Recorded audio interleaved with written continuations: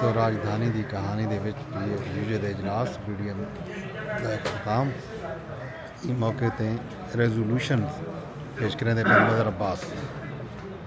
ये रेजोल्यूशन में इस भरपूर हाउस के सामने जो PFUJ की BDM के मौके पे हमने 3 दिन के डिस्कशन के दौरान, क्योंकि ये BDM में एक ख़ास इस वक्त फोकस है पैका, जिसके हवाले से PFUJ की स्ट्रगल भी जारी है। रेजोल्यूशन है government media relationship at its worst, PFUJ। Pakistan Federal Union of Journalists has termed the much controversial PACA law as the worst martial law for the media in Pakistan, which has seriously threatened not only freedom of the press, freedom of expression, people's right to know, but also democracy. Without freedom of the press, there is no concept of democracy. Thus, if the present government believes in parliamentary system, it must withdraw all anti-people's law like PACA. PFUJ, at the end of its 3-day meeting held in Islamabad from April 21st to 23rd, passed number of resolutions, including government-press relationship in the presence of PACA, safety and protection of journalists, massive retrenchment of hundreds of media workers, and the federal, Punjab and Sindh government moved to stop government advertisements of Daily Dawn for the last 6 months because of its critical and professional editorial approach. In a resolution on PACA, PFUJ demands immediate withdrawal of the controversial law, which it believed was passed in haste by the present coalition government led by PMLN, and declared it as martial law by the for the media. PFUJ resolved that it would take up all these issues in a meeting of the Joint Action Committee of the media stakeholders to draw a line of action intends to involve other sections of the society, including bar associations. It is a matter of concern for PFUJ that the controversial law has been adopted by the successive government since 2016. Sadly, since 2016, there was a civilian rule that includes PMLN-2 governments beside PTI. The resolution rejected the government claim that it was brought only to curb menace of fake news and disinformation, whereas the fact remains that in the last 8 years, this law only targeted critical and dissenting voices. The worst part is that PACA is the continuation of black laws like Press and Publication Ordinance 1963, Pakistan Electronic Media Regulatory Authority 2002, and PACA. PFUJ is of the view that democracy in the country cannot flourish without freedom of the press and freedom of the media, whether it is print, electronic or digital media. As far as the regulations are concerned, for check and balance, it can't be one-way traffic, and for any such regulation, a consensus is needed between government and the media stakeholders. The way the present government and the parliament had passed PACA law clearly exposed rulers' intention to suppress the dissenting voices. PFUJ blamed the government for keeping draft of PACA 2025 secret, and despite repeated demands from the PFUJ and Joint Action Committee media stakeholders, the draft was never shared. Therefore, PFUJ rejected the government claim that it has shared the draft. PFUJ demands that the government that it must withdraw this act, and media stakeholders or action committee doors are always open for any common draft. As far as the content of the draft is concerned, and the PACA Act 2025, PFUJ believed that any law relating to either defamation or in the name of curbing fake news or disinformation can't be used as a criminal offense under any international norms. The use of PACA as a criminal act would also lead to fresh debate not only in Pakistan but also abroad in regard to press freedom in Pakistan. PFUJ also linked government-media relationship with the protection and safety of journalists. In this area, also the government has miserably failed. Journalists have not only been targeted, killed in record numbers last year, but also being booked under Anti-Terrorism Act, blasphemy law, and even in drug cases. The classic example is that of Matiullah Jan in Islamabad. Just because of his criticism on the government, PFUJ has always educated professionalism in the media and reporting, comments based on objectivity, and even in the past, it has proposed high-level, high-powered and independent media complaints commission, but none of the government tried to implement it. Even during the present controversy over PACA, PFUJ and other media stakeholders asked the government to share the draft, but it seems that some hidden hand prevented the government from sharing such a draft and pass the law in haste. Through another resolution, the PFUJ expressed its deep concern over the failure of the government to adopt measures to ensure safety of journalists. In the last 1 year, 10 journalists had been killed, but police failed to arrest any of the killers. Again, Jan Mohammad Meher's case is a classic example in which the mastermind managed to escape the arrest, though police knew exactly where he was. PFUJ also condemned the so-called drug case registered against journalist Matiullah Jan. Such tactics were simply to stop the dissenting voices. PFUJ also condemned Balochistan government move to lock Quetta Press Club and barred the club for granting permission for its program and linked it with no objection certificate. It lauded the efforts of both RIUJ, PFUJ, BUJ and other UJs for taking up such an issue at the highest level. In another resolution, PFUJ demanded immediate formation of the 9th Wage Board, as the newspaper's owners continuously violating the implementation of the last 8 wage boards.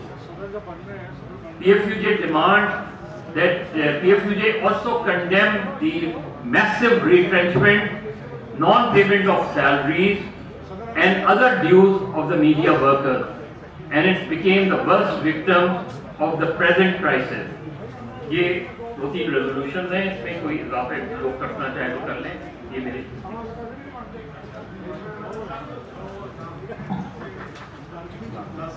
जो journalist मारे गए हैं, अगर उनके नाम हम इसमें include कर सके। मैंने तो कहा था सब भेज देते तो मुझे इसमें नाम अगर हो जाए तो आपकी फैंटेसी पर क्या किया? 9 इसमें से 8 के करीब जर्नलिस्ट तो सिर्फ सिंध में मारे हैं। यही कह रहा हूँ कि इसमें उनके नाम शामिल करेंगे।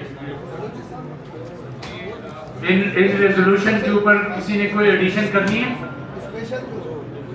जी बताएं भट्टी साहब।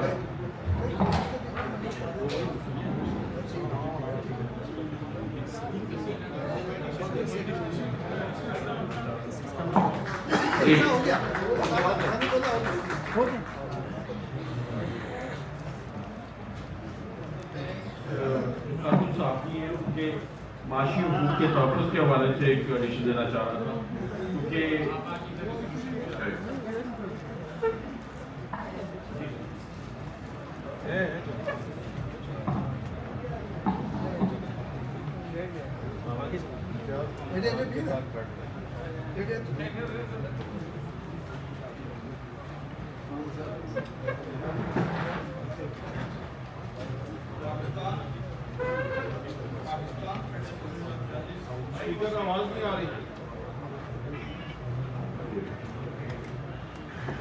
Pakistan federal union of journalist की पीडीएम का ये नुमाइंदा इजलास मुतालबा करता है कि newspaper employees service condition act की तर्ज पर प्रिंट मीडिया की तरह इलेक्ट्रॉनिक मीडिया के कारकुनों और डिजिटल मीडिया से वाबस्ता मीडिया वर्कर्स और सहाफ़ियों के माशी मफादात के तहफ़्फ़ुज़ के लिए electronic digital and print media employees service condition act तश्कील दिया जाए, जिसके तहत और इसके लिए नया तरमीमी बिल जो है वो लाया जाए ताकि वर्कर्स के माशी मफादात का तहफ़्फ़ुज़ जो है हो सके।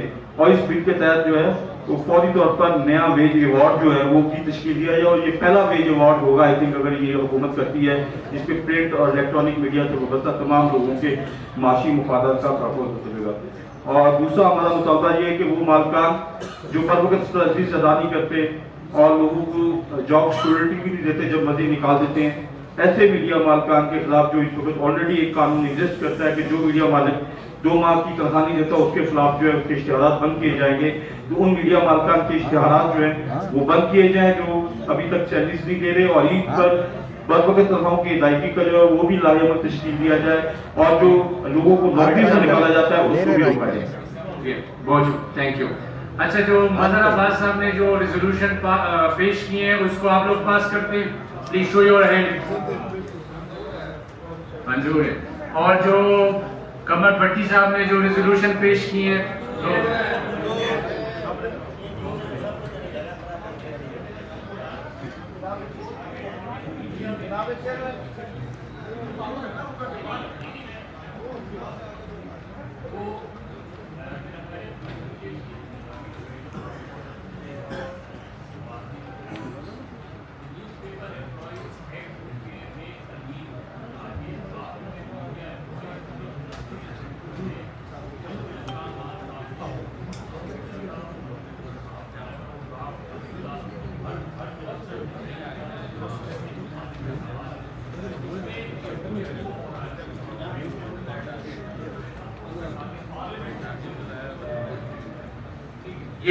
ये बीडीएम इस बात की अप्रूवल दे कि जो नई आने वाली बॉडी है वो अपनी एफएससी के अंदर इलेक्ट्रॉनिक मीडिया के स्ट्रक्चर के हवाले से कोई कमेटी बनाए जो उनकी आईनी पोजीशन को क्लियर करे कि उसके लिए कोई सेपरेट लॉ लाना चाहिए या अमेंडमेंट करना चाहिए। तो आप लोग इसकी वो देते हैं?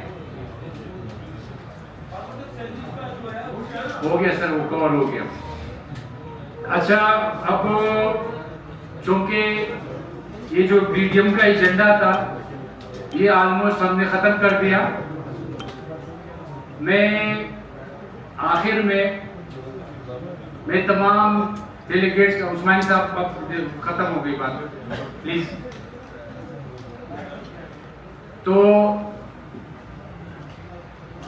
मैं आप सब लोगों का बहुत शुक्रिया अदा करता हूँ अपने तरफ से, शफीक अमान साहब की तरफ से, जयप्रकाश साहब की तरफ से। हमारे जो ये 2 सीनियर्स हैं इन्होंने पिछले 3 दिनों से सुबह से लेकर रात तक यहाँ पे बैठ के आप लोगों को फैसिलिटेट करने की कोशिश की।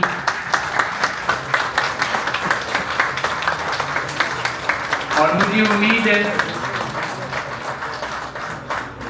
उम्मीद है कि आप लोगों को भी सारे डिस्कशन से बड़ा मज़ा आया होगा और आप लोगों ने अपना इनपुट भी दिया, और काफ़ी टाइम के बाद बड़े अच्छी अंदाज में, बड़े प्रोफेशनल तरीके से, और बड़े मैं समझता हूँ कि ऐसा एनवायरनमेंट पहले कम से कम मैंने जो बीडीएम्स अटेंड किए उसमें नहीं देखे, और बड़े सब लोगों का इनपुट बड़ा अच्छा रहा। तो मैं अपने तमाम सीनियर्स का, मजहर अब्बास साहब का, नासिर जैदी साहब का, सलीम शाही साहब का, ये जितनी भी नासिर जैदी साहब है, जावेद चौधरी साहब है, खालिद कोकर साहब है, ये जो हमारी सीनियर्स हैं, और हमारे जो जितनी भी सारी चौधरी साहब इतना रेगुलर और पंक्चुअल रहता है माशाल्लाह, ये तीनों दिन से फुल टाइम दिया है। हालांकि चौधरी साहब के पास जिम्मेदारियां बहुत है, और शकील अंजुम साहब ने फुल टाइम दिया है। ये हमारे बड़े लोग हैं, हमारी एसेट्स हैं, तो इन्होंने भी बड़ा टाइम दिया। हमारे प्रेस क्लब के साबिका सदर अनवर रजा साहब जो मौजूदा सदर और सेक्रेटरी, उनकी तो ड्यूटी है, वो तो होस्ट है, उनके भी बहुत शुक्रिया। और इसके साथ साथ मैं प्रेस क्लब के जो मुलाजिमीन हैं, आप लोग उनके लिए विदात दें। हो सकते सुबह 2-2, 3-3 बजे तक उन्होंने मेहनत की है।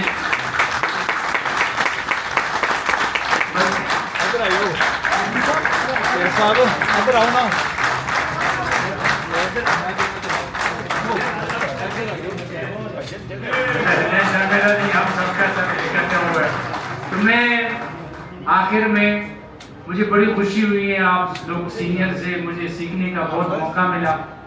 और मैं वही बात करूंगा कि आप आने वाली बॉडी से हमें तवक्को यही है कि किताब पे अमल करें और अपना सेक्रेटेरिएट इस्टेब्लिश करें और हम दूसरों की तरफ ना देखें। हमें अपने आप को अपडेट करना है, अपग्रेड करना है और अपने कोलीग्स का, अपने साथियों का हर किस्म की फाइनेंशियल सिक्योरिटी और हर लिहाज से जो भी हम कर सकते हैं, ये वॉलंटरी काम है और अपना टाइम निकाल के अपने दोस्तों के लिए करना है।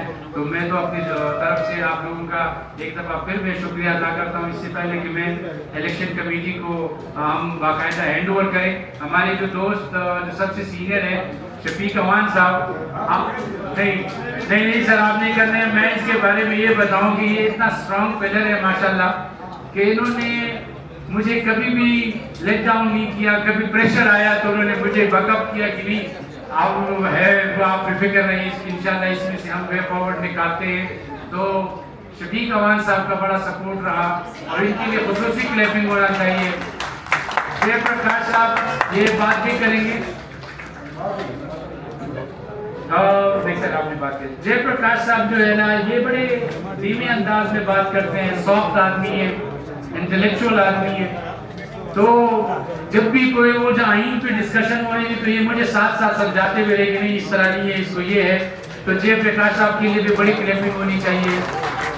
ये भी मेरे तरफ फंस गया, ये भी सोच रहा था कि मैं जाके अटेंड करूंगा, लेकिन आगे यहाँ पे 3 दिन इसको सजा के तौर पर रोड बिठाया गया। जो मिनट्स लिखे हामिद साहब ने और सईद अख्तर साहब ने, इन दोनों के लिए भी क्लैपिंग होनी चाहिए, इन्होंने रेगुलर क्लैपिंग की है।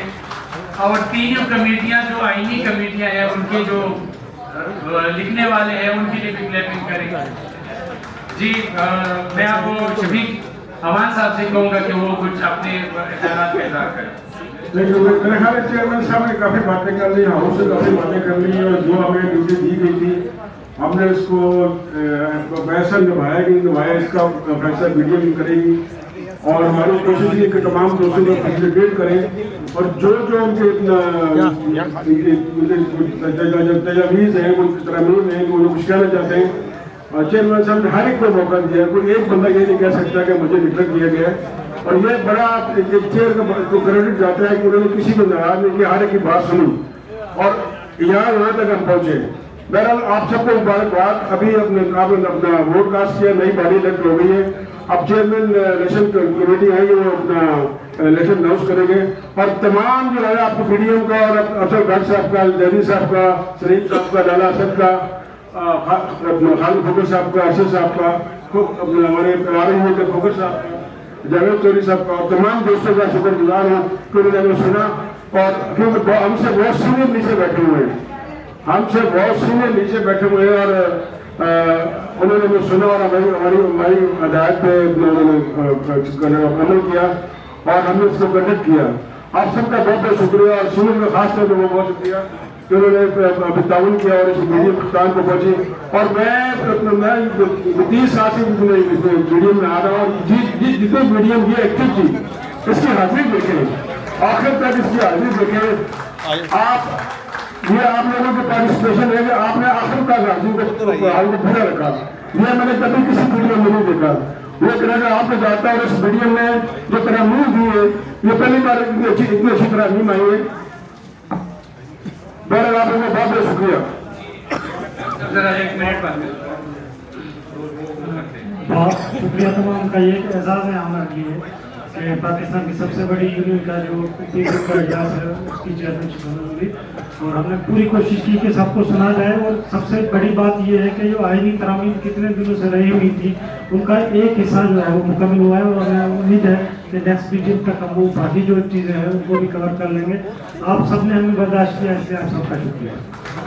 दो अनाउंसमेंट है। एक कैमरा पर्सन जो है इनके लिए जगह थोड़ा सा पीछे से चेयर्स आगे थोड़ी से पीछे कर दे ताकि फिर आप लोगों को प्रॉब्लम ना हो। एक ये है कि भट्ट साहब आखिरी बात करेंगे, उसके बाद एक दुआ होगी जो हमारे जर्नलिस्ट हमारे उनके लिए एक दुआ होगी, उसके बाद फिर इलेक्शन कमेटी में चेयर की इजाजत से जो बिल्कुल कैमरामैनों के पीछे चेयर्स पर दोस्त बैठे हैं, मुझे पता है सारे अपने दोस्त हैं, हमारे ही मेहमान हैं। अगर आप लोग उठ जाएंगे तो ये कैमरामैन यहीं पर बैठ जाएंगे अपनी ड्यूटी के लिए, वरना आप सबके सामने खड़े रहेंगे। इन्होंने तो अपनी ड्यूटी करनी है, हमारे भाई हैं, हमारे दोस्त हैं, आए हैं वहाँ से कभी करने के लिए। अगर आप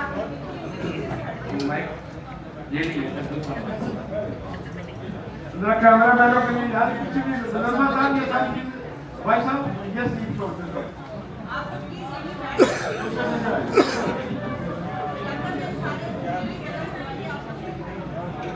मैं सारे इलेक्शन कमेटी के आने से पहले रिजल्ट से पहले पूरे हाउस की जानिब से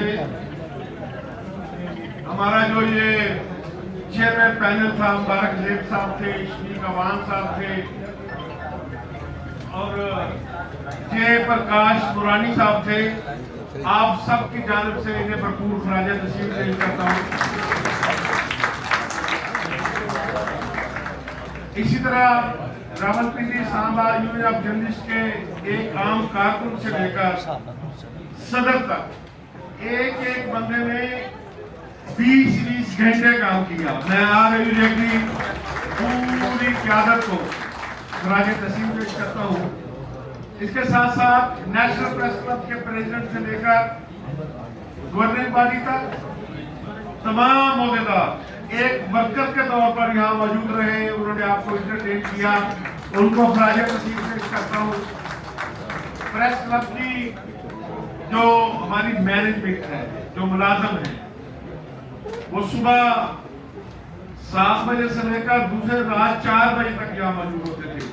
आपकी वसादत से उन्हें खराज तस्लीम पेश करता हूँ और एक कमिटमेंट की मिसाल मैं आपके सामने जरूर रखना चाहता हूँ कि हमारी प्रेस क्लब की सेक्रेटरी नैयर अली यहाँ मौजूद है।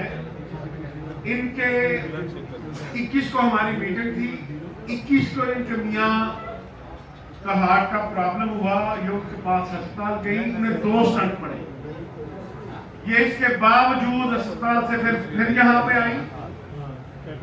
कल वो अस्पताल थे, अस्पताल से घर शिफ्ट हुए, उन्हें घर छोड़कर फिर यहाँ आपकी खिदमत के लिए आए।